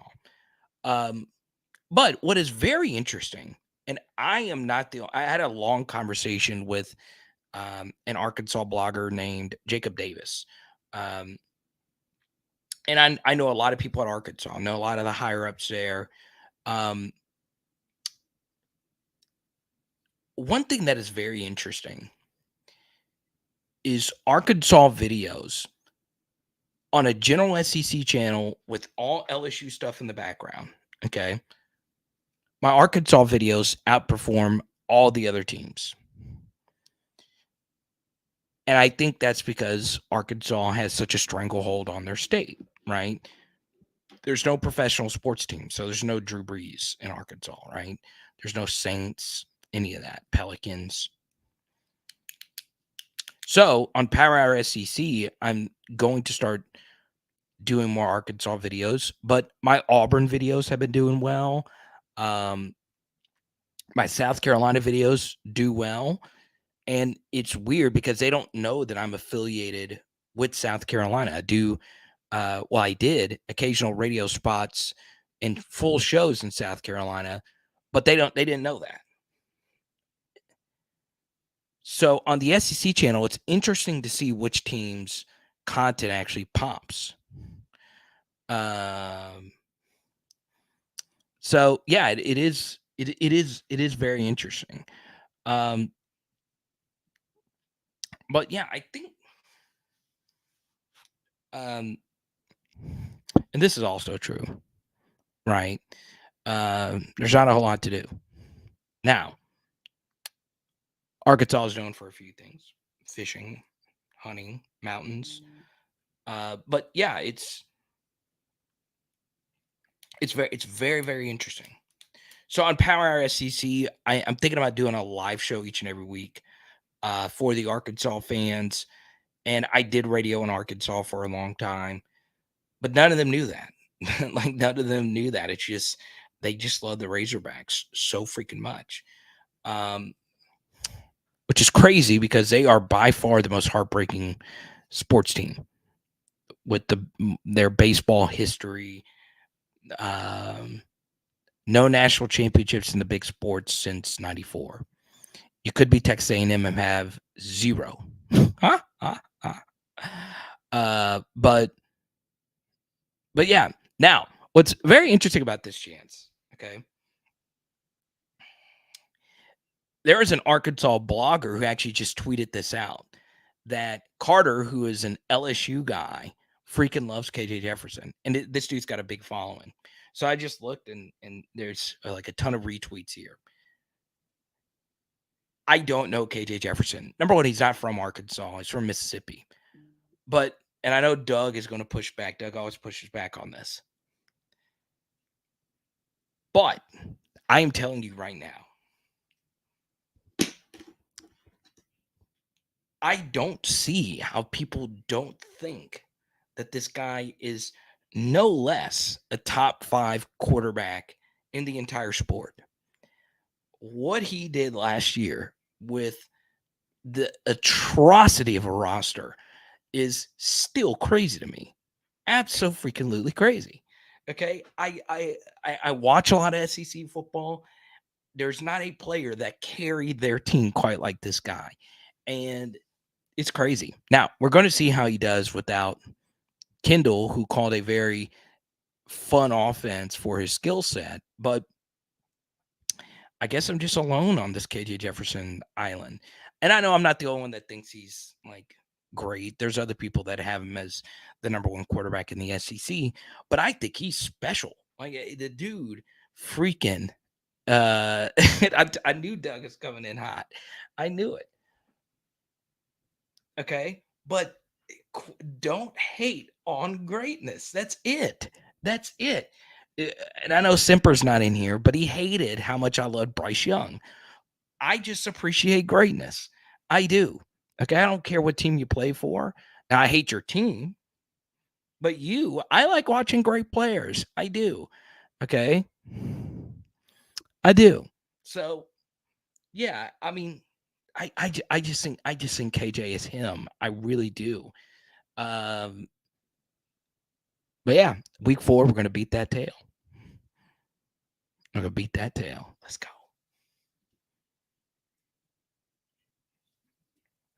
Now,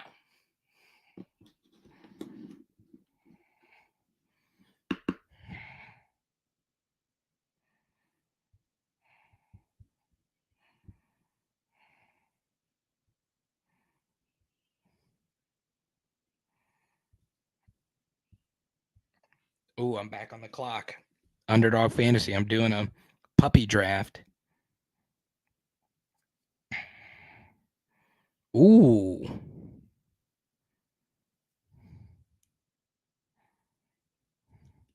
Ooh. This draft actually shaped up really nice. Ooh.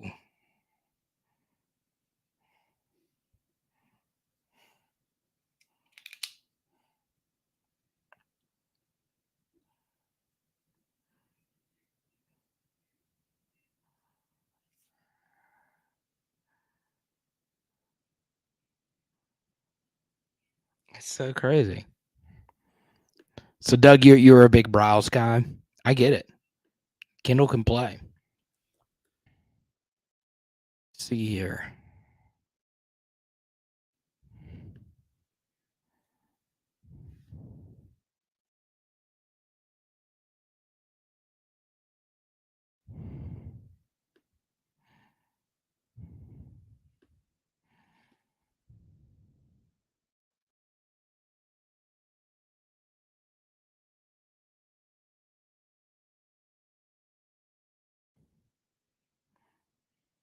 So Cody's out. No KJ. Yeah, Matt Jones was crazy good too. That dude was a crazy good athlete. It's so crazy that the Jaguars drafted him. Longhorns. Oh, Sibley. I know you love your Longhorns. So I'm going to show you this really quickly from Underdog Fantasy. So I am on the clock and I'm doing a slow draft. So I get 10 hours to make this pick. And I don't know how many of you are super fantasy football fans, but this is my team up to this point here on the far right. Okay, let me see. I wish I could. Oh, I could do this right here. So this is my team right here to the far right up to this point. Okay. So CeeDee Lamb, Saquon Barkley, Mark Andrews, Amari Cooper, Joe Mixon, George Pickens. That is a team I am drafting right now. So I'm in this draft, and it's a big tournament. And what's really cool about these tournaments, once again, you have to be outside the state of Louisiana to sign up for this. But one thing I really like about these tournaments is you can. This was a $5 buy-in tournament. I think first place gets like 40 or 50K in this one, which is crazy to think about. I could look this up really quickly here. First place gets 75K. Second place gets 40K. You can sign up for this right now. If you draft the right team, you are set. Okay. What do they call the Art Briles offense, and who other than Tennessee runs it now? So obviously it's a variation of the air raid, and Briles does not run the Tennessee offense. It is it's under the same umbrella, but it's very different, right? But the one thing chance that people get wrong about it is Tennessee's and Arkansas's offense is still like Lane Kiffin's offense, a run-based attack. Now Tennessee throws it more and they use the super wide splits. That's the biggest difference between the two of them. But honestly, if you want to just break it down and let's just say you're someone out there that's not a huge if you're not a huge football, you know, film guy or whatever, and I'm not. I do a lot of film studies, but there's people like Coach Vass and Cody Alexander that are just they're actual coaches, and their stuff is like just very very detailed and good. Um, Basically, the best offensive minds do something very simple. They outnumber you, right? They create numbers advantages in favor of their team. Okay. And that's all the basic gist of what their offense is trying to do. Right. Um, like for instance, let's take the 2019 LSU offense. Yes, they did a numbers advantage thing, but their offense was also very predicated on you just beating whoever was in front of you to go make a play, right? Where I feel like these Tennessee kind of offenses aren't as matchup based, they're more numbers based. What can we do to out leverage and outnumber you to one side of the formation or at a certain level of the defense? Um, but yeah, it's very interesting. Dan Enos is going to be a little bit more pro style, a little bit more under the center kind of guy, which I think kind of fits Sam Pittman a little bit better because he is an offensive line coach. Um, but yes, RIP, one of the goats. So, ladies and Gentiles, how do you guys feel about the Dak Prescott next year? I'm actually going to pick because I'm in the 1.11. So I pick here in just a second. This guy right here, Hunter Goss, already has a QB. So he's not going to select Dak Prescott. All right. So one strategy that a lot of people use in Underdog is something called stacking, which is getting a quarterback and wide receiver on the same team. So what I'm actually going to do here is I'm going to select Brandon Cooks of the Dallas Cowboys. And hopefully Hunter Goss does not pick Dakota. I don't think he would. So I am going to take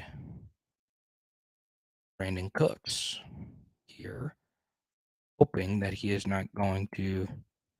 What do you guys think? Do you guys think Brandon Cooks still has some? What's up, Forbes? Good to see you. Do you guys think Brandon Cooks still has some juice left in the tank? Or is he just a fade altogether?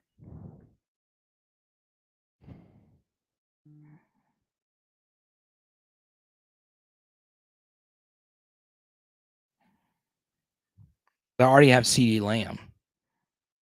So I can get a Brandon Cooks, Dak Prescott, CD Lamb super stack going on here.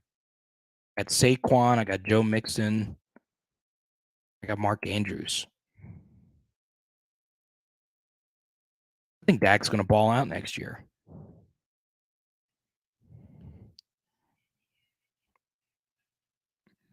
Brandon Cooks to 99 to 99.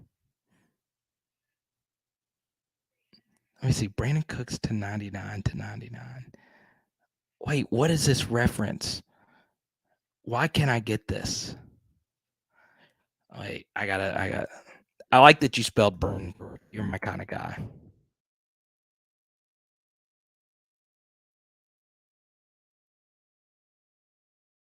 Oh, the breaker thing. The funny thing about it, okay, all right, I'm not gonna play the video because it might have cursing, but I've seen this before. Um, is that what you're referencing? The breaker? Yes. Okay. Oh my god. I'm not gonna get sports card nerdy here tonight, but breaking, I think, is such a scam anyway.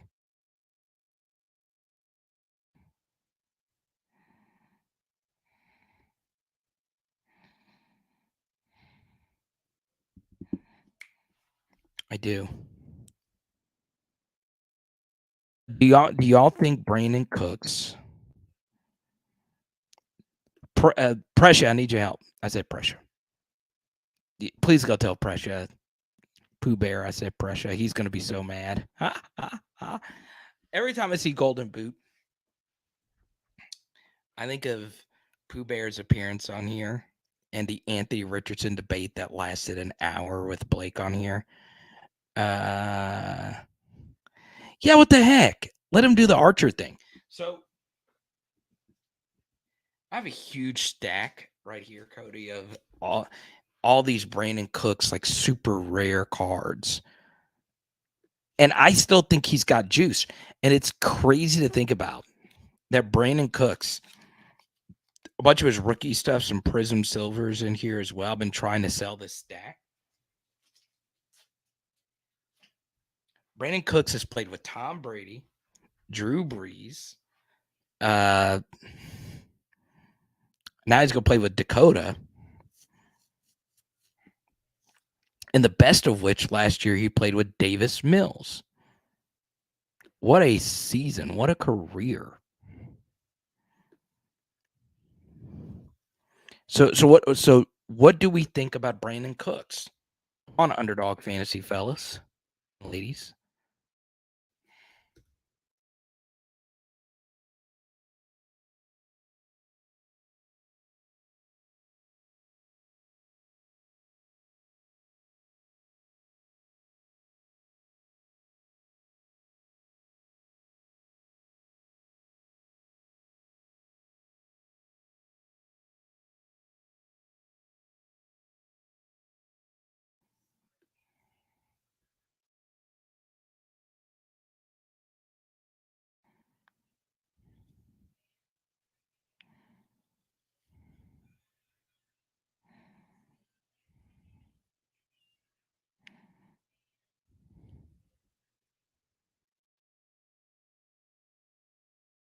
Are we in on Brandon Cooks? What's up, Buster? Massage King. So are we drafting Brandon Cooks? Let me know. Pierce, you're a fantasy superstar.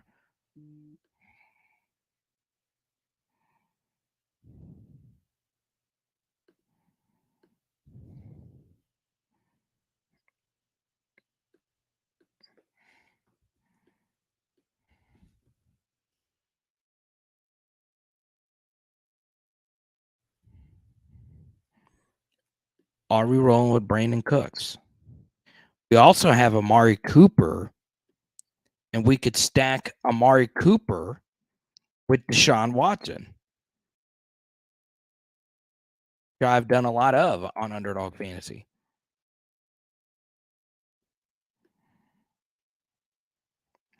You think Dak is terrible? Dak puts up numbers, though.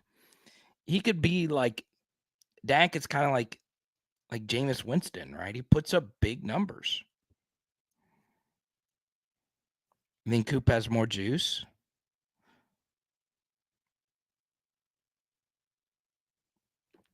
If it's not hell yeah, it's a no. I don't know. I've sat with Brandon Cooks many years ago at a Pelicans game. He sat next to me. Like, Brandon, what's up, man? Fellow Oregon State grad here. Kidding. I've never been to Oregon. Are we cooking? I kind of feel like cooking a little bit here. I feel like he's got juice, man. See what other receivers are available. We can stack with Deshaun again. Elijah Moore down the road. Then it just comes down to essentially here.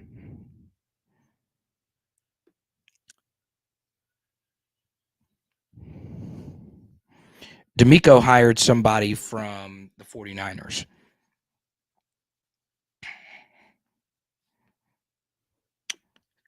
Cody, your thoughts on National Treasures? Very expensive. But yeah, they are clean. I got one Tyrann Mathieu National Treasures card somewhere up here.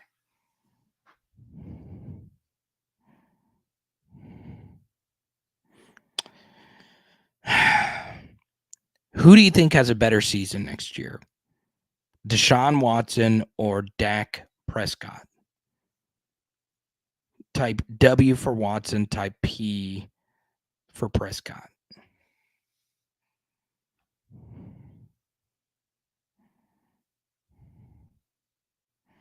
Exactly.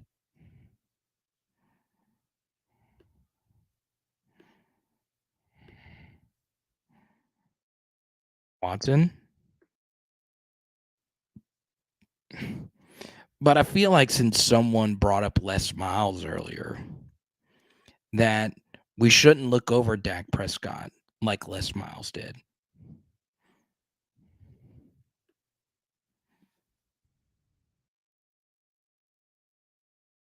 I'm going to draft KJ Jefferson in this NFL league.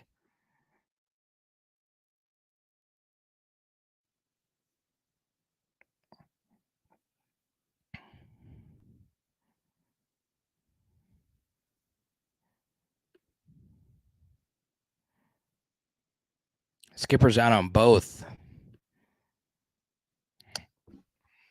We got to draft one because you want to stack according to Underdog.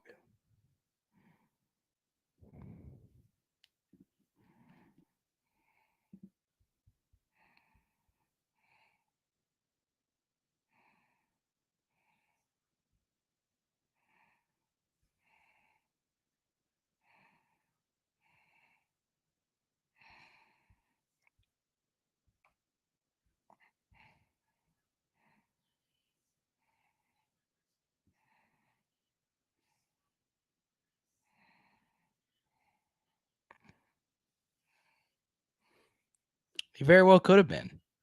You know, the thing I was talking about earlier with the Steve Air McNair stuff, like back when LSU was offering Air McNair and Doug Williams as DBs and tight ends and all of that. I'm like, God, could you imagine 1992 LSU with Air McNair? We were 2-9 that year. 2-9. But all the schools offered him as a corner.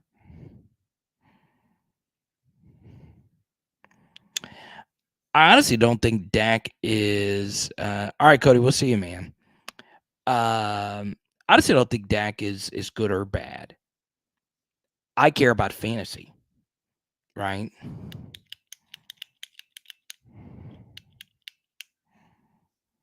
Marshall Faulk was only offered as a DB. How crazy is that?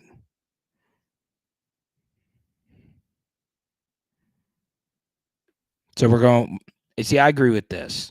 So we're going to go Brandon Cooks right here, and then we're going to draft Dak next. This guy normally picks pretty fast, so we are going to go Brandon Cooks. Let's do it.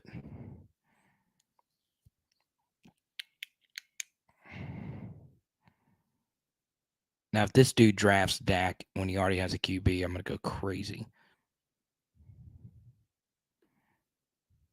So there you go. Underdog Fantasy. As you can see, very easy interface. I guarantee you. Sign up, put in the promo code Carter. You got to put that promo code Carter in. Okay.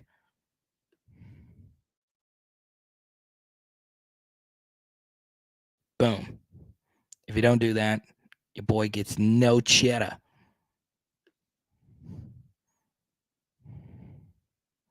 Oh, so you don't play fantasy, Doug? Okay. So yeah, fantasy doesn't always, like, for instance,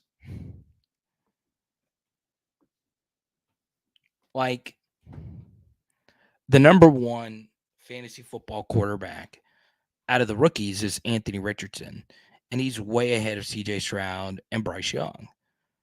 But Bryce Young is a better quarterback right now. But Anthony Richardson is a better fantasy quarterback because he rushes, and rushing stats reign supreme when with quarterbacks in fantasy. Okay.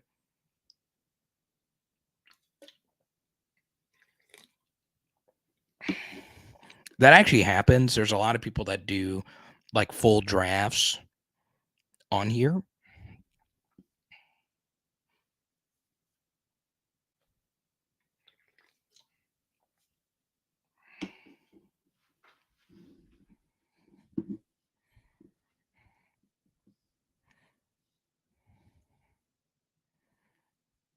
Ain't nothing like the real thing, baby. We'll see.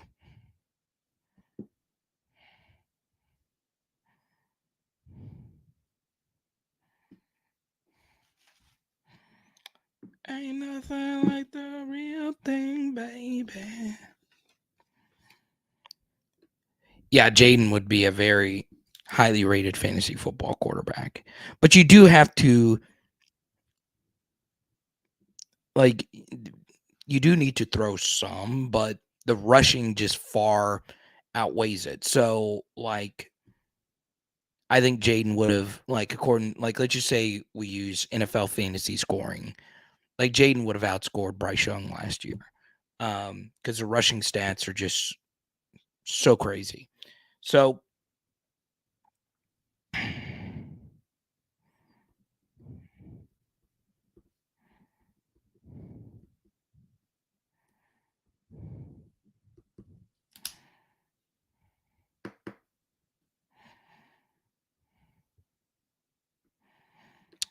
yeah, you don't.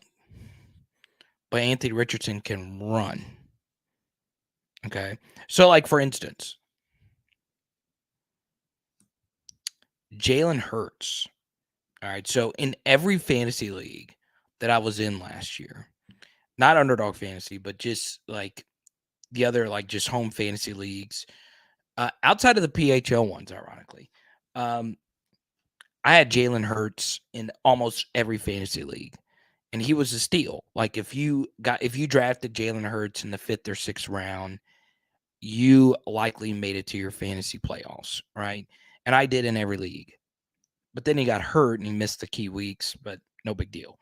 Jalen Hurts can run, right? He's one of the best rushing quarterbacks here the past couple of years. So, like, he was just a cheat code. And he was the best quarterback in fantasy football last year outside of Patrick Mahomes, who doesn't run a lot, but he throws an obscene amount. So it's crazy. Where does 0 rank on the single digits? It's up there. It's interesting. If Keon Coleman were to come to LSU, he would be the first offensive player at LSU to wear 0. Just throwing that out there, Keon.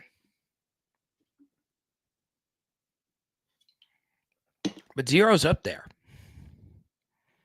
0's big in the NBA, though. Big. A lot of great NBA players. Tatum, Dame, Gilbert Arenas. Are you kidding me?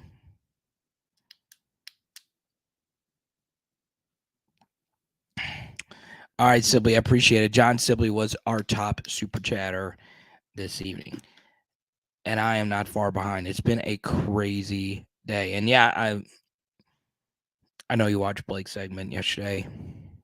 It is what it is. Let's just hope he doesn't go to a school that we play. That's looking unlikely at this point as well. So it looks like we're going to have to face him at some point next year. So we'll see. Now,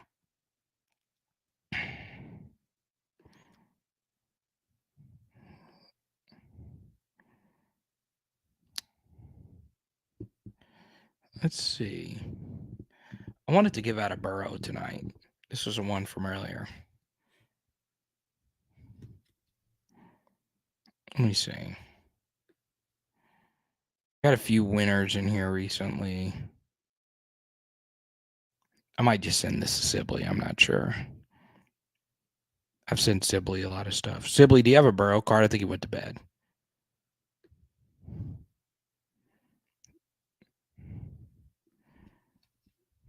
So let's see. I don't know. I'll think of somebody that deserves this and send it to him. Oh, this is okay.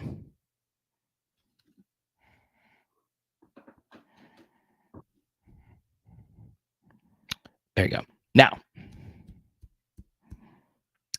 we will talk to you. Next live stream will be Thursday night.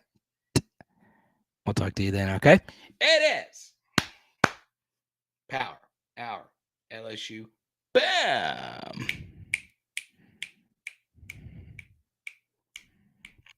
Oh, so you don't have that card? Okay, well, I'm John Sibley is our winner of our Joe Burrow card tonight. Congrats, Sibs. Make sure I write that down.